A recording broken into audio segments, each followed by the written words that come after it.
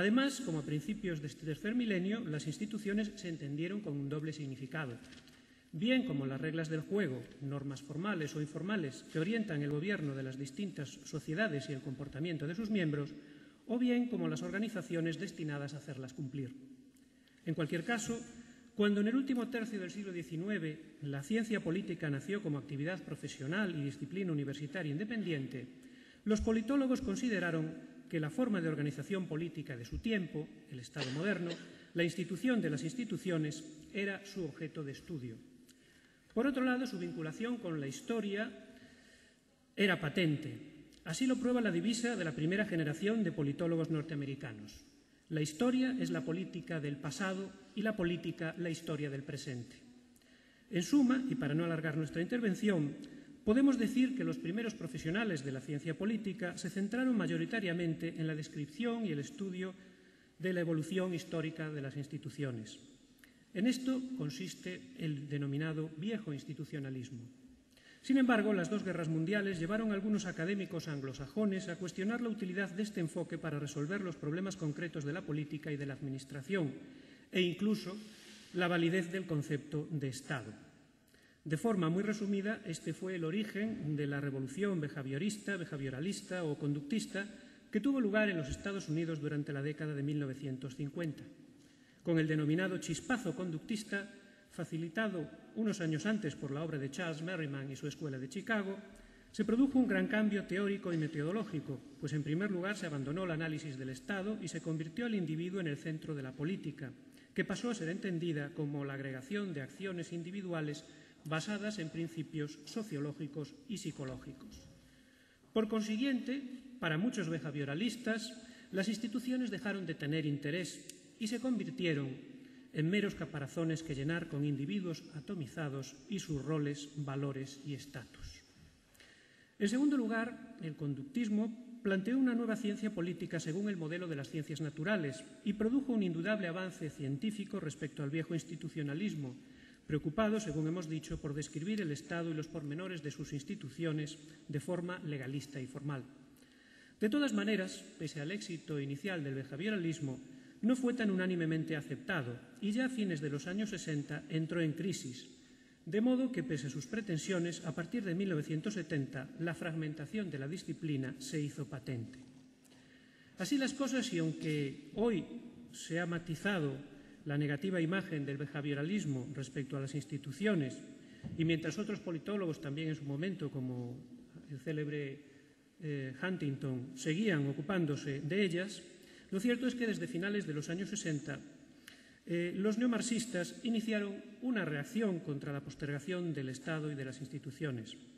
Esta reacción se hizo patente en Norteamérica en los años 70 por un nuevo enfoque o aproximación denominada State Center Approach, considerado este movimiento como el precursor del neoinstitucionalismo, pues según hemos dicho, este movimiento otorga al Estado un lugar central en la vida política. A la vez, con este Estado entendido no como una institución única, sino como una agregación de organizaciones e instituciones, cada una con sus propios intereses, se recuperaba la importancia de la historia y de las ideas.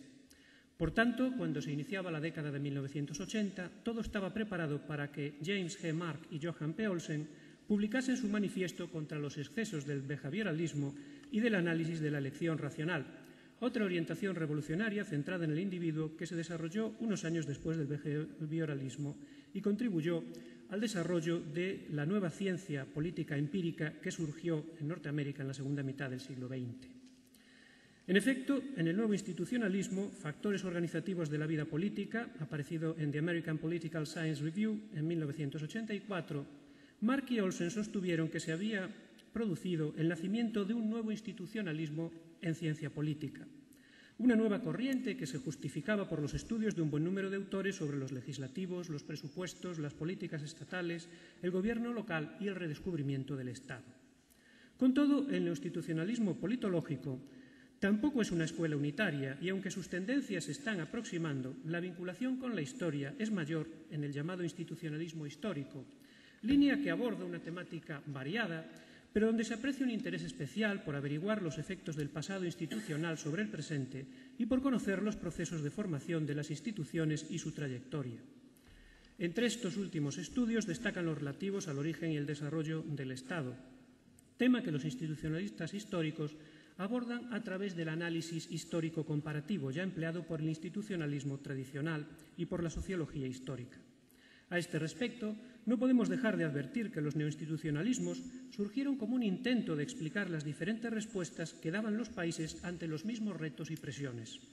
Por último, aun cuando los institucionalistas históricos otorgan a las instituciones un papel de gran relevancia en la vida y en la historia política, no suelen creer que sean su única fuerza causal.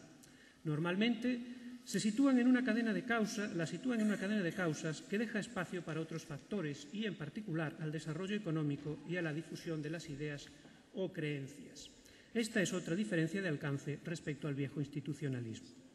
Ya para terminar, quisiera tan solo dar cuenta de una idea central en el análisis de los institucionalistas históricos, una idea que también hoy es fundamental dentro del análisis histórico comparativo o comparado.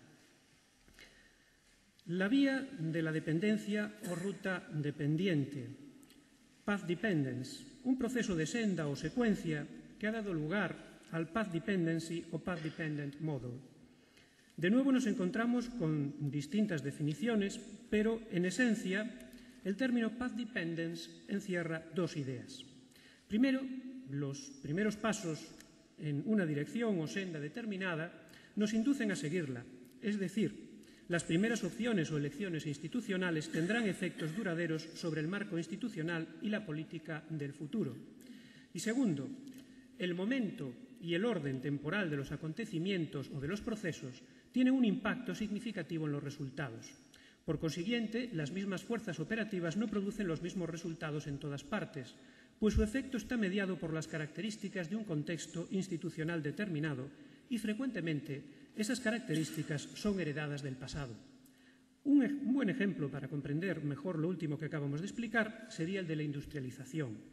En este proceso, la experiencia de las primeras naciones industriales no solo condicionó su desarrollo posterior, sino que también generó una serie de prácticas e instituciones que, gracias a la educación transnacional promovida por la competencia económica, permitieron a otros países industrializarse. Sin embargo, quienes llegaron tarde tuvieron que construir su propio camino en un mundo transformado y estructurado por los logros de los pioneros del proceso. En consecuencia, la vía que siguieron tuvo que ser distinta de la de los primeros países industrializados. Podríamos seguir citando ejemplos donde el momento y el orden de los hechos fueron importantes para explicar su mayor o menor impacto, pero quizá lo más relevante de la path dependence es que ha servido para aproximar a las subáreas de la ciencia política e incluso las conecta con otras disciplinas como la sociología, algunas ramas de la economía y, por supuesto, con la historia. Al mismo tiempo, la importancia del momento y de la secuencia de los acontecimientos nos lleva a una conexión con la teoría de la evolución, donde las leyes generales pueden ser alteradas por pequeños detalles o hechos contingentes. No en vano, los institucionalistas históricos hacen hincapié en las contingencias de la historia. Casualidades y caprichos del destino son entonces los responsables de la combinación accidental de factores que, sin embargo, pueden tener efectos duraderos.